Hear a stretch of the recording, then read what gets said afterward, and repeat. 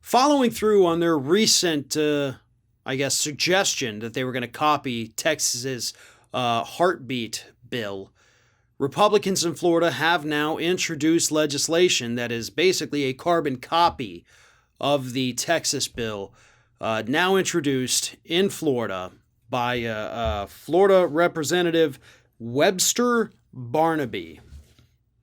Sounds like an elitist bit of a name, right?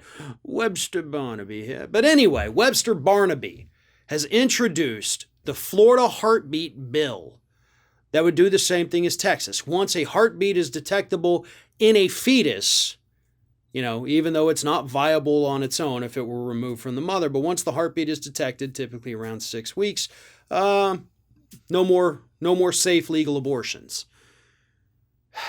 And of course, the legislation also makes sure to change, in Florida's existing abortion laws, the word fetus to unborn child. So that's just a little bit of, trying to play on people's fears a little bit, saying, oh, when you can't call it a fetus anymore, it's an unborn child.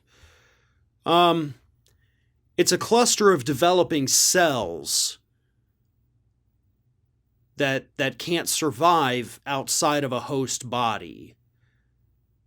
That's what it is. But what you're doing is you're taking away the bodily autonomy of women here in the state of Florida, much like they did in Texas.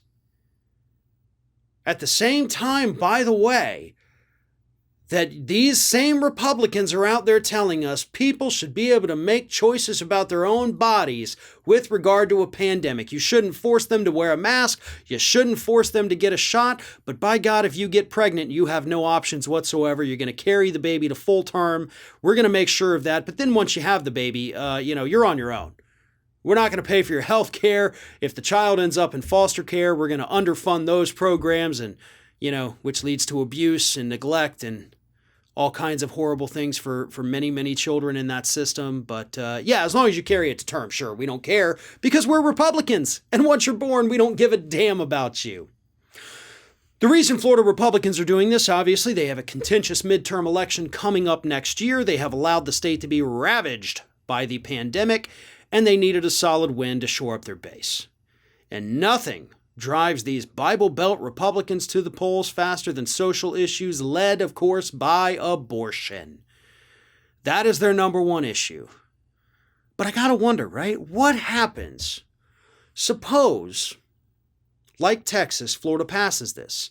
And because it's a solid Republican legislature with a Republican governor, it's going to pass. This is going to become a reality here in the state of Florida. Then what? You won the culture war.